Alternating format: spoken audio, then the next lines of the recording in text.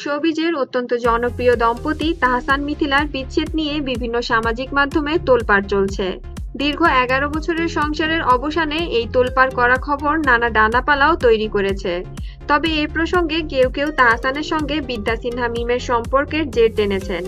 অভিযোগটি নিয়ে মিম বলেছেন, বিষয়টি আমার কাছে খুবই বিব্রতকর, কারণ আমরা দুজন একসাথে টিবিসির কাজ করেছি মাত্র। সেখানে প্রফেশনাল সম্পর্ক বা আন্ডারস্ট্যান্ডিংও ছিল দারুণ, কিন্তু তাই বলে প্রেমের সম্পর্ক, এমনকি তাদের পারিবারিক জীবনে বিচ্ছেদের কারণ হিসেবে আমাকে জড়ানোটা খুবই বিব্রতকর। তিনি আরো বলেন, তাহসান ভাইয়ার সাথে আমার এমন একটা সম্পর্কের কথা উঠবে তা আমি কখনোই ভাবিনি। সত্যি বিষয়টিতে খুব অবাক হয়েছি। গেল ভালোবাসা দিবস উপলক্ষে ক্লোজ আপ ওয়ান কাছে আসার অফলাইন গল্পে তাহসান ও বিদ্যা সিনহা মিম তোমার পিছু পিছু শিরোনামের একটি নাটকে একসঙ্গে হাজির হয়েছিলেন এবং নাটকটি বেশ সাড়াও ফেলেছিল। বর্তমানে মিম নতুন ছবির কাজে ব্যস্ত সময় কাটাচ্ছেন।